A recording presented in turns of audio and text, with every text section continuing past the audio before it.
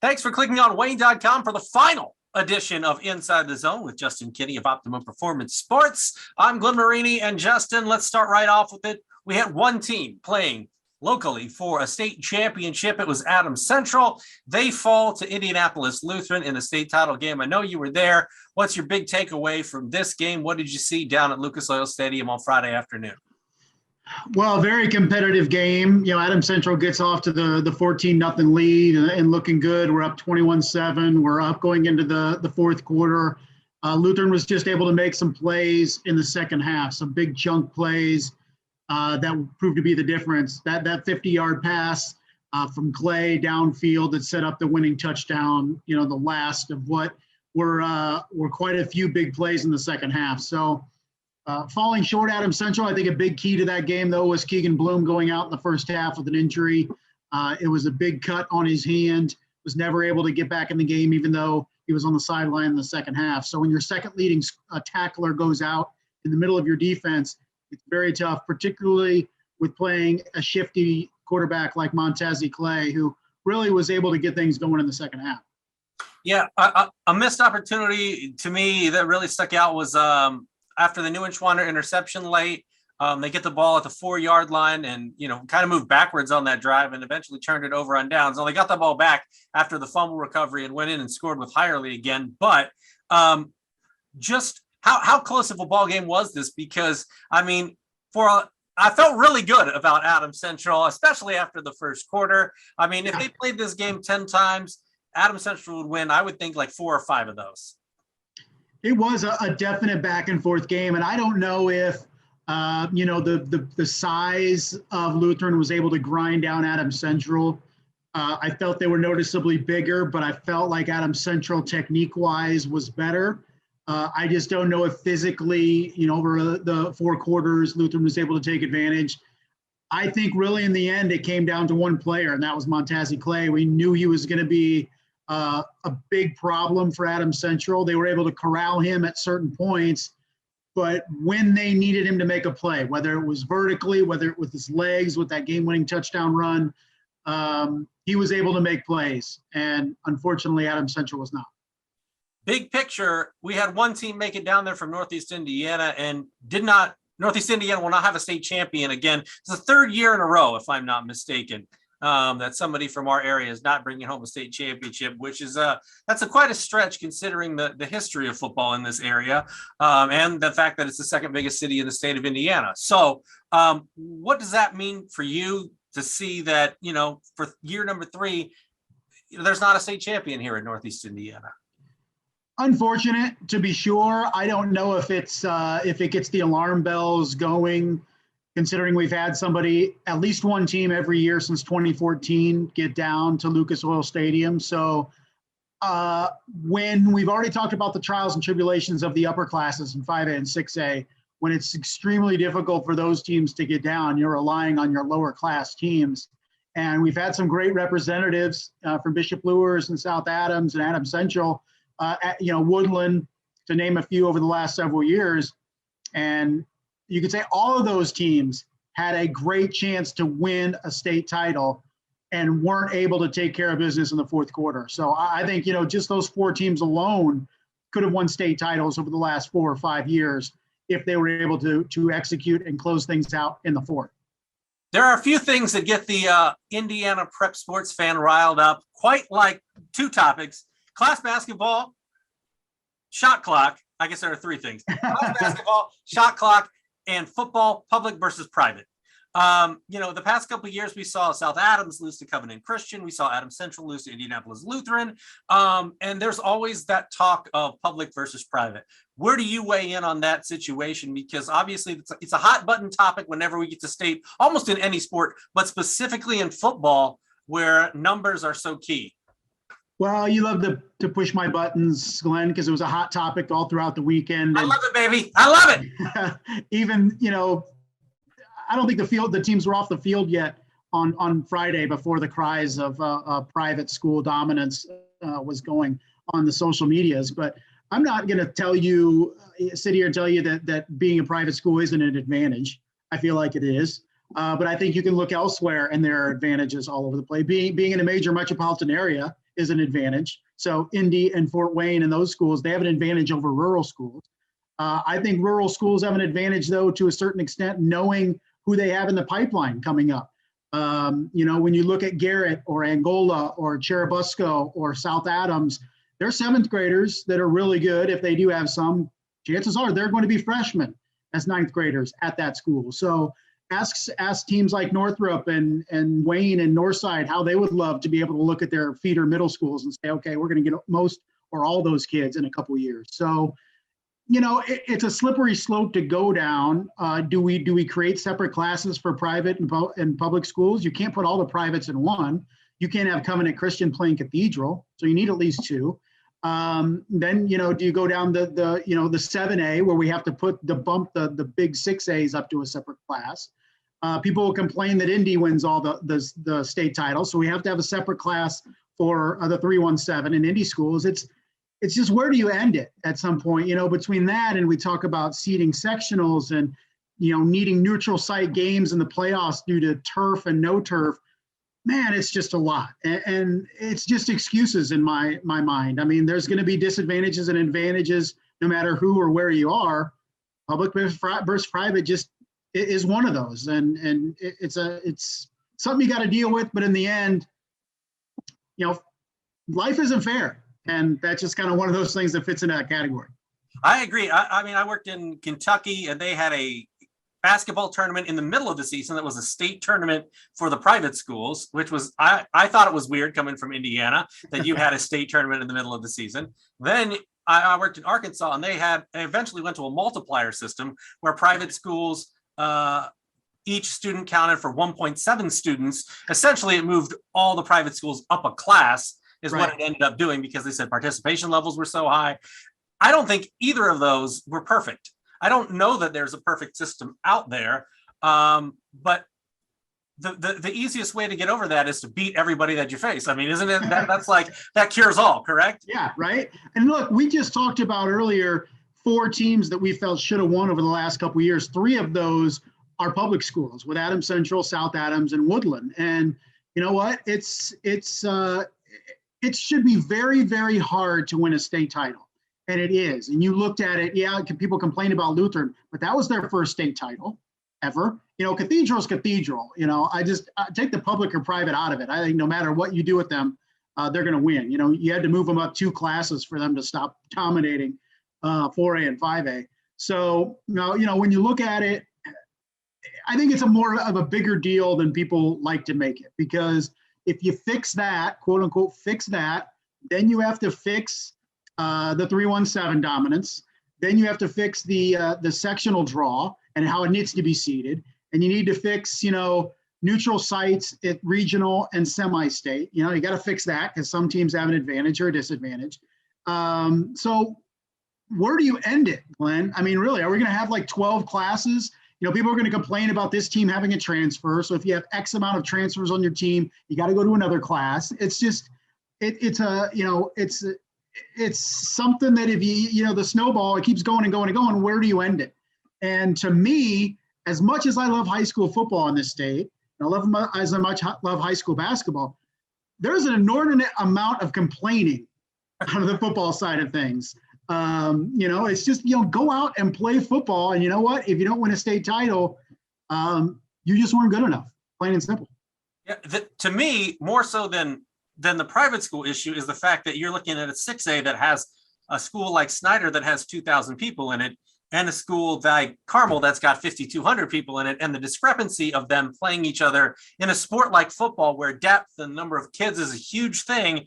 Like I don't know that you need a 7A, because my God, how many, like you said, how many classifications are we going to have? Yeah. But to me, that's a bigger injustice to somebody like a Homestead or a Snyder, where you're talking about a small 6A school versus a Warren Central or a Ben Davis, where they're more than double your size. So, right. You got to pick your poisons. You got to pick your poisons. But you're right. It is the hackles are always get up around the state when you talk public or private. And you're right. Adams Central, Woodland, South Adams, all very much in state. They could have all easily, I should say, absolutely. They could have all had a final possession or a 2-point conversion or something else gone differently in the foot. They all had a chance to win the state championship game. They didn't go down and get blown out. They very well could have won a state championship. So it's just, it's the farther you get up, the tougher it is. So Yeah, absolutely. Speaking of getting tough, who in your mind, as we transition into a reflection of the entire season, if we get through our awards, who would your team of the year be? Would it be Adams Central? Would it be East Side? Who would you put as a team of the year this year? I'm going to go Adams Central, and just because I have a lot of East Side award winners coming up, but for Adams Central to get down there, do what it did, and reach the state championship game, the only team in the region to do that, I think they deserve team of the year for the region, because in the end, conference championships, whatever you do, that's great and all, but are you representing the area in over Thanksgiving weekend at Indianapolis? And Adams Central was the lone team to do it. So for that, I think the Flying Jets are the team of the year. Who else would you consider besides East Side? I mean, we didn't have a lot of we didn't have as much representation as we normally do later in the postseason. Right. You know, you got to put East Side up there for obvious reasons, winning their first ever regional championship, you know, knocking off of Lures that nobody saw coming. I think you throw Carroll in there for winning their first ever, at least a piece of the first ever SAC championship. It's been a long time coming for the Chargers. So, you know, you talk about Leo, and yeah, their dominance of the NE8 was impressive, but didn't really deliver in the playoffs. You know, the team they lose to, you know, ended up going to the state championship game. But I think it's a short list, really, when we're talking about team of the year. When you talk about player of the year, I think I know where you're going, because I think I know it's pretty much where everybody's going. But who do you see as player of the year? It's Laban Davis, and anybody who makes an argument for anybody else hasn't watched enough football. I know people will talk about Jeff Becker. I think he's the player of the year in the SAC, but Eastside doesn't get as far as it did without Laban Davis. And, you know, Coach Todd Mason will tell you, the entire community of Butler will tell you that that team revolved around their starting quarterback, and he delivered each and every week, even in a loss against Andrean. He did everything he could to keep that team in it. So Laban Davis, bar none, player of the year. Yeah, to me, it comes down to, if you took this guy off the team, how would they fare? And Becker is a good choice as well. I think in many years he would be a player of the year. But yeah, what Laban Davis did, the victory over Lewis, to me, secured it for him.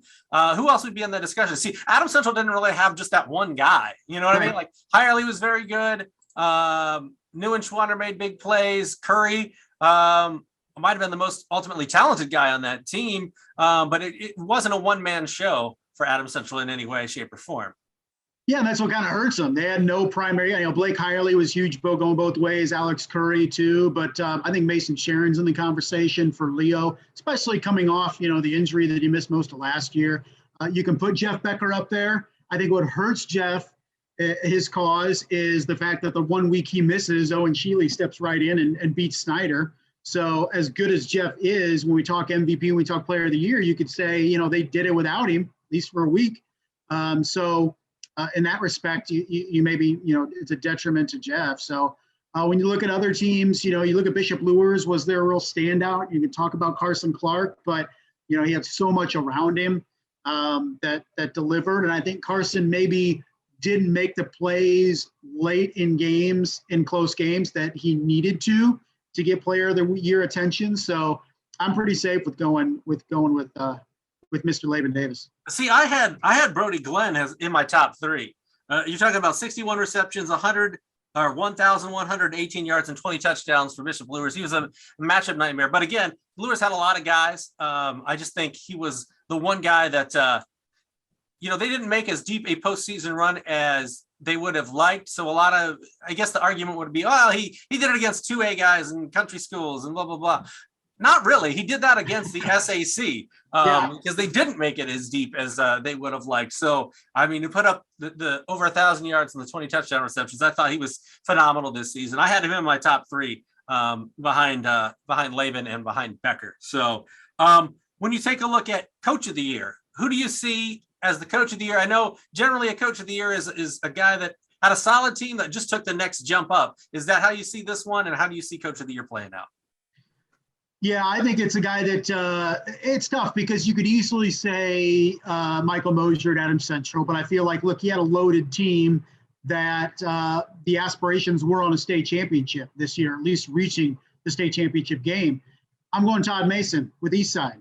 I feel like that team, top to bottom, was a better football team last year, and I think it was a little bit more top heavy this year with Laban Davis there at the top, but to be able to take that team, win the sectional, beat Bishop Luers, win the program's first ever regional, come very close, just 4 points away from beating Andrean, the team that ended up winning the 2A state championship. I'm going Todd Mason for reaching uncharted territory for that program. I can't argue with you. I really can't. I mean, there are some impressive. I thought Kurt Tippmann did a nice job based off where Snyder was last season to earn a share of the SAC title. I thought, Doug Dinan did a nice job with Carroll to earn Carroll their first share of an SAC championship as well. But when you take a look at the body of work, it's hard to argue against Todd Mason. You can argue for other guys, but it's hard to argue against Todd Mason, in my opinion. Yeah, another name to throw in, Josh Gerber for Norwell. Dang you. That's what I was going to get to. The next thing we're going to talk about is surprise of the year. You can go positive, you can go negative. But my surprise of the year was Norwell. They had, we talked about, they had Eli Riley. They had that senior class last year with Max Ringer. Guys had played a ton of high school football. They had a great season when they went up and beat East Noble in that big turnaround. They had a fantastic year last year, but that class graduated, and I thought, I don't know. That might have been a one-year wonder for Norwell. They come back and had a better season on paper this year, going 11-2 and winning a sectional championship. And I think right now they're the clear-cut favorites in the NE8 heading into next season because the majority of that production comes back. And you look at Leo, they have to replace a lot. And East Noble, maybe not as much as Leo, but they have to replace some. And Norwell's beaten them back-to-back years. So with what's coming back for the Knights, I'm putting Norwell atop that league, at least right now in late November, to be the 2022 favorite at this point. Josh Gerber's done a heck of a job, and I really like, to come back and go 11-2. And I thought, man, that might have been just a one-year blip. Fantastic job there. One of the things that I also want to talk about, we talk about Northside a lot, but they haven't had a winning season since 2013. Yeah. And I expected them to be a little more competitive than they were this year. You've got, Tay Johnson, who is an elite level talent, both on the basketball court and on the football field. I just expected, considering how much we talk about them, I kind of expected more from them this season. Well, I think what we're seeing is the difference between having talent and collectively being able to perform. And I think we can agree that Northside has a lot of individual talent. And this is not a knock on Ben Johnson at all, because we've seen this a lot at other programs in the SAC and at Northside in the past, is just because you have a collection of individual players that are very, very good doesn't mean they're going to bind together and move ahead as a collective one and accomplish their goals. And so that was Northside this year. You looked at them and say, every week we kind of talked about it. Northside should be competitive in this game. They have the talent. And then half the time they weren't. And that's, again, not a knock on the coaching at all. It's just, having talent and being able to coach that talent up and those kids coming together to win games is completely different. And so that's where Northside needs to get. And it starts in the coach's office, but it's largely up to the kids as well. And we've seen it on the basketball court as well. So yeah, Northside, in that conversation, and we'll see how they do in year two under head coach Ben Johnson. Some of that talent is gone, but a lot of it returns. Yeah. To have expectations, you have to have talent. So the fact that we have those expectations for Northside, that's a good thing in its own right. And like you said, not a knock on the coaches or the players or anything like that. You just thought that they could really put it together at some point. Injuries played a big factor in that as well. But I just expected a lot out of them, I guess, this season based off. Sometimes the most dangerous thing is having kids that know they're good. And I think that's fair. And maybe more importantly, parents of kids, with the parents knowing their kids are good, because it can be extremely difficult to get kids with a lot of talent and a lot of individual, egos, personalities, wherever it may be, to move in one direction. And I think you see that at both basketball and in football. And unfortunately, I think you're seeing it more and more around the area as parents maybe get more and more involved with their high school kids. Well, looking ahead to next season, who are some teams to look out for, and what are you most looking forward to about next season as we wrap this up? Well, we talked about Norwell in the NE8. I feel like right now in the SAC, who do you make a case for? I think it's the usual suspects at this point until we see teams on the field next fall, because it's impossible to predict what's going to happen in the SAC with open enrollment, right? So between 8th grade and 9th grade, anybody can go anywhere. And transfers is a big deal. So I think it's tough right now to predict the SAC, but that's one that probably has the most off-season drama in terms of who goes where. ACAC, I think everybody gets better in the ACAC. I think you're looking next year at the floor rising when you're looking at Heritage, Woodland, Jay County, all getting better. Mm-hmm. Southern Wells, I don't know, but those middling teams in the ACAC moving up, and in the NECC, I like Cherubusco, and I think, do you go Angola at this point? In the big school division, I don't think Eastside falls as much as people like to think, but Angola at some point's got to turn around, right? You'd think, but Matt Thacker's doing a nice job at Fairfield as well to turn them into more than a one-year wonder. I mean, they're going to be a tough out every Friday night, and yeah, when you look at Eastside, how are they going to bounce back in the post-Laban Davis era?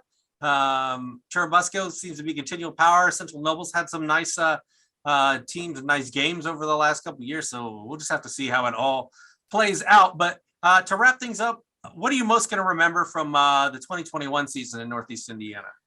The chaos we had in the SAC was pretty fun. We talk about maybe it gets stale in the SAC week in and week out with the same games, but I think the excitement down to week 9, kept us on our toes and thinking, okay, when does Bishop Luers run into a team that's going to knock it off, that's bigger than them? And it took Bill Snyder to have that happen. So I'm going to remember that, and also the mud games on the grass. Going back to Bishop Luers and going up to Eastside and South Adams and stuff. Those are the things that in a couple of years we may not have much anymore because as more and more teams get turf. But man, it's a pain to cover those. But I can guarantee you it's a blast to play in them, and it's fun to see on camera. That's for sure. All right. Well, it has been fun to have you on camera via Zoom or in studio. We definitely appreciate the time, and best of luck. Hope to be back next year talking football and Inside the Zone, Justin. All right, brother. Anytime. See you next year. All right. And that will do it. We'll see you next year here on Inside the Zone.